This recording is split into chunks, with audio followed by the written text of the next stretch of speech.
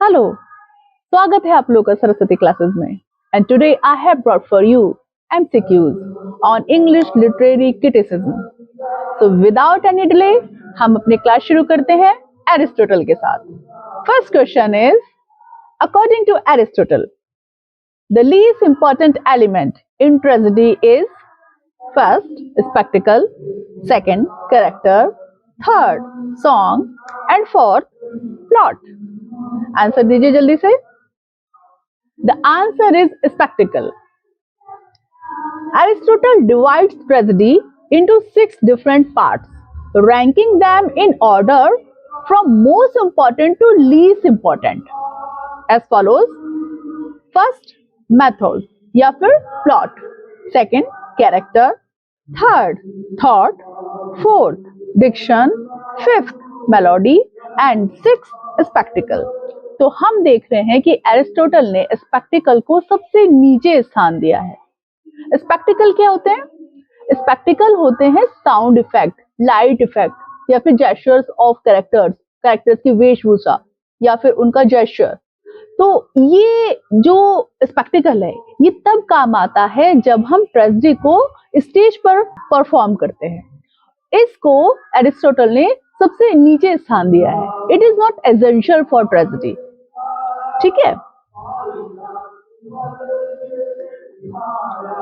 Next question देखिए। In which chapter of Poetics Aristotle asserts that poetry is more philosophical and more significant than history. अपनी Poetics के कौन से chapter में Aristotle कहते हैं कि poetry is more philosophical and more significant than history? Poetics is divided into 26 chapters, and in which chapter he says this? So that chapter is chapter 9th. Chapter 9th में Aristotle poetry को history से superior बताते हैं। Next question देखिए। In which chapter of the Poetics does Aristotle compare tragedy with epic? Epic से compare करते हैं tragedy का और फिर ट्रेजेडी को वो सुपीरियर बताते हैं एपिक से। कौन सा चैप्टर है वो? 11th, 19, 24 या फिर 26? तो पोएटिक्स का चैप्टर नंबर 26 है वो, जिसमें एरिस्टोटल ट्रेजेडी और एपिक की कंपैरिजन करते हैं और ट्रेजेडी को एपिक से बेहतर बताते हैं, सुपीरियर बताते हैं।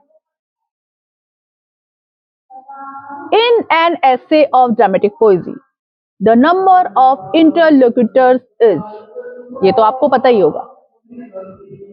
ड्राइडन की an essay of dramatic poesy है जिसमें interlocutors हैं 4। नेक्स्ट क्वेश्चन देखिए। Who among the following said Aristotle drew his models of tragedy from Sophocles and Euripides, and if he had seen ours, might have changed his mind? किसने कहा था ये? Doctor Johnson ने, Alexander Pope ने, GB Shaw ने या फिर John Dryden ने? तो आंसर है हमारे पास जॉन ड्राइडन। जॉन ड्राइडन ने अपनी एसेज ऑन ड्रामेटिक पोएजी में कहा कि this is not enough that Aristotle had said so, for Aristotle drew his models of tragedy from Sophocles and Euripides, and if he has seen ours, might have changed his mind. Next question देखिए। Who among the following has said delight is the chief, if not only end of poetry? Instruction can be admitted, but in the second place, for poesy instructs as it delights। किसने कहा है ये? Doctor Johnson ने, Alexander Pope ने, Aristotle ने या फिर John Dryden ने? ये कहा है जॉन ड्राइडन ने। He says delight is the chief, if not only end of poetry, instruction can be admitted but in the second place। जो पोएट्री का एम होता है वो डिलाइट देना होता है, आनंद प्रदान करना होता है। इंस्ट्रक्शन देना उसका चीफ एंड, चीफ प्रमुख उसका उद्देश्य नहीं है। For पोएजी only instruct as it delights. Or that instruction is the end of tragedy. Tragedy का काम, ट्रेजेडी का उद्देश्य आपको इंस्ट्रक्शन देना हो सकता है, बट पोएट्री का नहीं. And it is not so with comedy, और कॉमेडी के साथ भी नहीं है ये. क्या कि कॉमेडी भी इंस्ट्रक्शन नहीं देती है, कॉमेडी भी आपको डिलाइट देती है. आपको रोजमर्रा की जो मोनोटोनियस एक्टिविटीज हैं उससे जो बोर्डम हो रही है उससे राहत दिलाती है कॉमेडी. नेक्स्ट क्वेश्चन देखिए.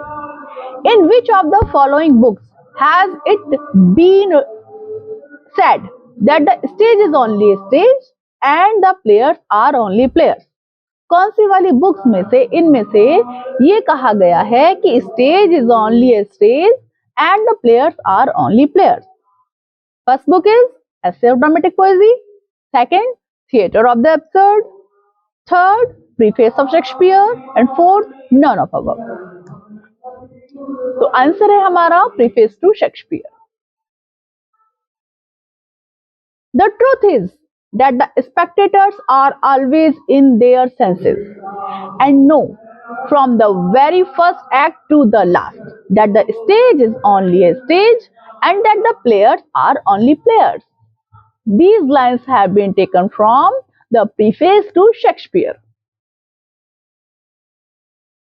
Next question देखिए. In which chapter of Biographia Literaria has Coleridge used the expression willing suspension of disbelief? तो ये तो आप लोग जानते ही हैं that Biographia Literaria has been written by Coleridge, और उसमें एक टर्म कॉइन किया है उन्होंने, वो है willing suspension of disbelief. Biographia Literaria is divided into 24 books, या फिर chapters कह सकते हैं आप उनको, into 24 chapters. And in which chapter willing suspension of disbelief this term is coined? It is chapter number 15. Is it 11th or 13 or 14? It is chapter number 14. Chapter number 14 में Coleridge ने ये जो famous term है willing suspension of disbelief ये coin किया है. Chapter 14 is the origin of the famous critical concept of the willing suspension of disbelief. It means while reading a poetic work, a reader suspends his critical thinking. He put his critical thinking aside.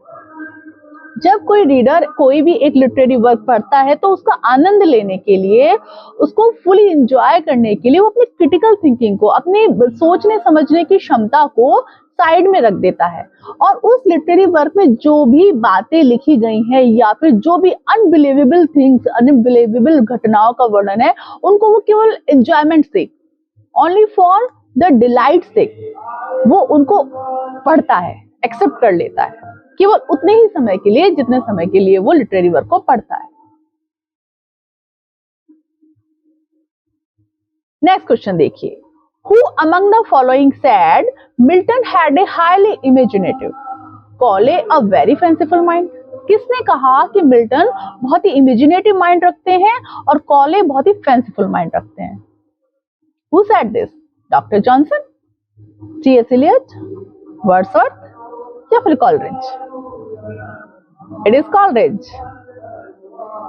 Coleridge comments in chapter 4 of Biographia Literaria. याद रखिए chapter number 4. क्या कहते हैं? Milton had a highly imaginative, Cowley had a very fanciful mind. Next question की तरफ चलते हैं. In which chapter of Biographia Literaria does Coleridge criticise Wordsworth poetic diction? Biographia Literaria के कौन से चैप्टर में कॉलेरिज ने वर्ड्सवर्थ के पोएटिक डिक्शन को क्रिटिसाइज किया है? Chapter number 12, chapter number 17, chapter number 14 और chapter number 13. So it is chapter number 17.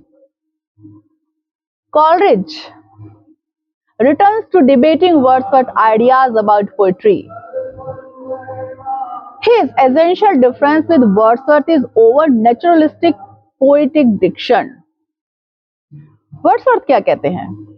Wordsworth कहते हैं that there neither is nor can be any essential difference between the language and the language of poetry. जो सामान्य बोलचाल की भाषा है उसमें और जो पोएटिक लैंग्वेज है उसमें कोई भी डिफरेंस होना नहीं चाहिए according to Wordsworth. But Coleridge क्या कहते हैं? कॉलेज ये कहते हैं that metre is essential part of poetry. Metre poetry का एसेंशियल पार्ट होता है. And if we are using metre so we have to arrange words differently. हमें कुछ डिफरेंट तरीके से वर्ड्स को अरेंज करना पड़ेगा. In chapter 11 of Biographia Literaria Coleridge advises young man. Chapter number 11 में बायोग्राफिया लिटरेरिया के कॉलेज यंग मैन को क्या एडवाइस करते हैं? Never pursue literature as a profession, to worship God, to respect their elders, to be excellent poets. Answer है हमारा never pursue literature as a profession. Coleridge कहते हैं कि हमें लिटरेचर को अपने मन के अनुसार अपने शौक के लिए परस्यू करना चाहिए, ना कि उसको एज ए प्रोफेशन परस्यू करना चाहिए. Next comes the next question. I.A. Richards' practical criticism was published in 1924, 1931, 1929 or in 1935. So the answer is 1929. I.A. Richard की प्रैक्टिकल क्रिटिसिज्म एक वेरी फेमस बुक है और ये 1929 में पब्लिश हुई थी. What according to I.A. Richards are the four kinds of meaning? Sense and feeling, tone and intention, denotative and connotative, या फिर both A and B. तो आंसर है हमारे पास both A and B. In practical criticism, the meaning of meaning and the philosophy or rhetoric, Richards advocates a close textual and verbal analysis of poetry. Words, according to Richards, communicate four kinds of meaning. First is sense, second feeling, third tone, and fourth intention. ये contributive aspects हैं जो total meaning में, किसी भी word के total meaning में अपना contribution देती हैं. तो सेंस क्या होता है? Sense is the simple literary meaning of any word. किसी भी वर्ड का सिंपली ऊपरी सतही literary meaning is called sense. Second आता है आपका feeling. Feeling refers to the feelings of the writer और स्पीकर अबाउट दीज टर्म्स. अगर कोई वर्ड है उसके पीछे राइटर की क्या फीलिंग है, किस फीलिंग के साथ उसने वो वर्ड यूज किया है, this is called feeling. And third comes tone. Tone means attitude of the writer towards his readers. Writer का अपने रीडर के लिए वो वर्ड रखने का क्या प्रपोजल है, क्या क्या उसकी टोन है, क्या थिंकिंग है, किस टोन में, किस वे में वो वर्ड प्रेजेंट कर रहा है रीडर के सामने.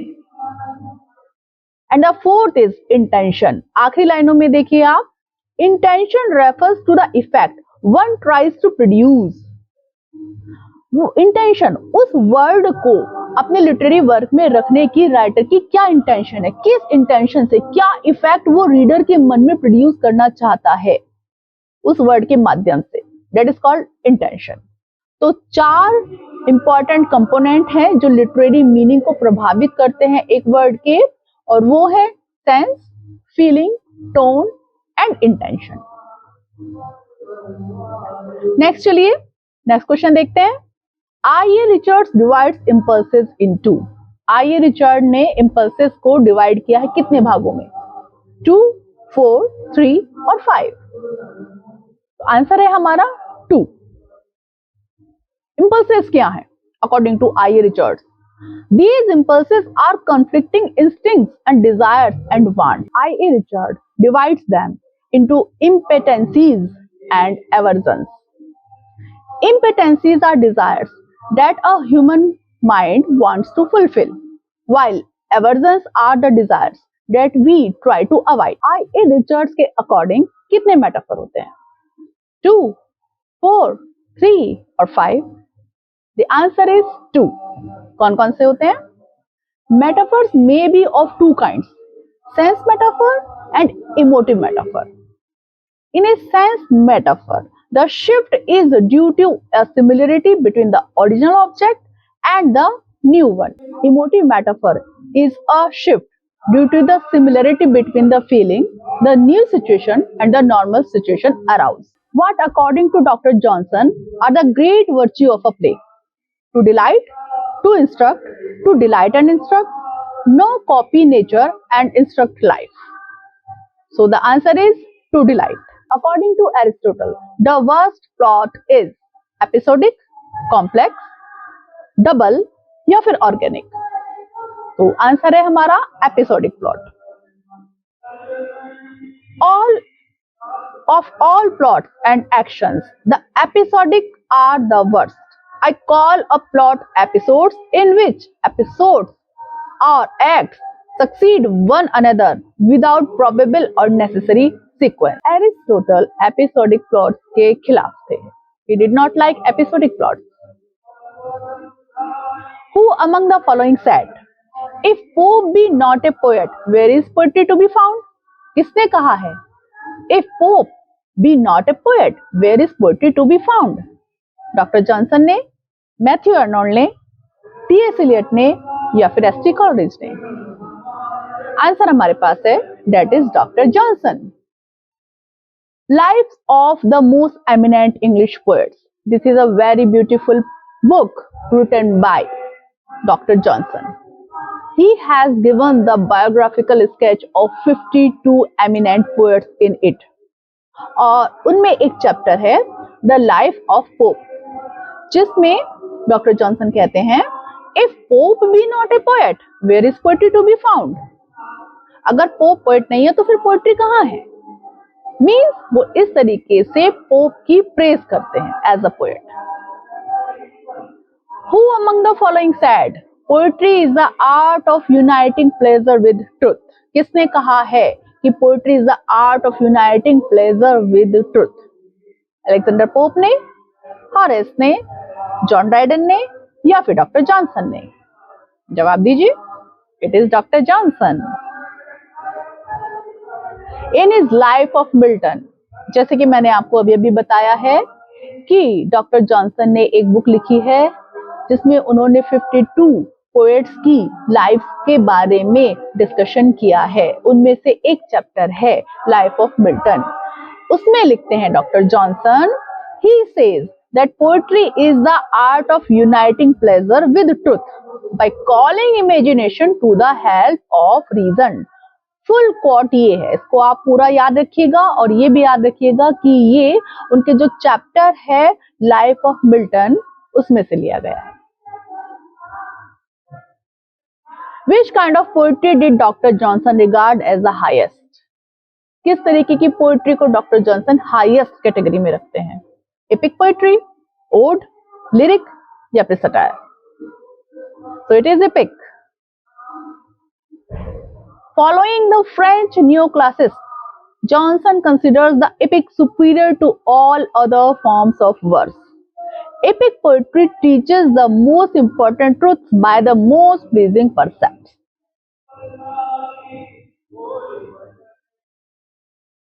Who is associated in criticism with the context theory of meaning? Context theory से कौन relate करता है? इनमें से कौन सा critic है? I.A. Richard, William Emerson, George Santayana, none of the above. Answer है हमारे पास I.A. Richards. Which of his books did I.A. Richards call a machine for thinking with? I.A. Richards की इतनी सारी उन्होंने फेमस बुक्स लिखी हैं, उनमें से कौन सी बुक्स को उन्होंने खुद ही कहा है a machine for thinking with? कौन सी वाली इनमें से वो बुक है? Philosophy of rhetoric, principles of literary criticism, practical criticism या फिर द फाउंडेशन ऑफ एस्थेटिक्स? तो वो बुक है principles of literary criticism. F.R. Lewis, The Great Tradition, gives his critical views on. F.R. Lewis की एक great tradition नाम की एक बुक है जिसमें उन्होंने क्रिटिकल व्यूज दिए हैं. किसके ऊपर? ड्रामा के ऊपर, पोएट्री के ऊपर, एपिक के ऊपर या फिर नॉवेल्स के ऊपर? तो आंसर हमारे पास है that is novel. F.R. Lewis, The Great Tradition, an uncompromising critical and polemical survey of English fiction, controversially begins thus. ये जो उनकी बुक है द ग्रेट ट्रेडिशन, ये स्टार्ट होती है इस लाइन से, the great English novelists are Jane Austen, George Eliot, Henry James and Joseph Conrad. ये जो राइटर्स हैं इनको ही उन्होंने द ग्रेट राइटर्स माना है। उन्होंने डिकेंस का एक नॉवेल हार्ड टाइम्स भी अपने ग्रेट एडिशन में डिस्कस किया है। इन राइटर्स के लिए एफ.आर. लुईस लिखते हैं, क्या कहते हैं, that they change the possibilities of art for practitioners and readers but also promotes an awareness of the possibilities of life. Next आपका क्वेश्चन आता है, who said that literature is the storehouse of recorded values? It is the writer's exploration of the cultural tradition his age. F.R. Lewis, I.A. Richards, Matthew Arnold और T.S. Eliot. Answer हमारे पास है, it is F.R. Lewis. F.R. Lewis was once invited to Union of the London School of Economics and Politics, where he addressed students on discourse on literature and society. Literature and society. We should recall his two prominent quotes. वहां से हम उनकी दो prominent quotes को यहाँ पर आप लोगों के सामने रख रहे हैं। वो कौन कौन सी हैं? First is literature is the supreme means by which you renew your census and emotional life and learn a new awareness. और सेकंड कोट है literature is the store house of the recorded values. दोनों quotes आप लोग अच्छे से याद कर लेना। ये किसने कहा है? F.R. लुईस ने कहा है। So that's all for today और अगली क्लास में मैं आप लोगों से फिर से मिलूंगी। तब तक के लिए नमस्ते।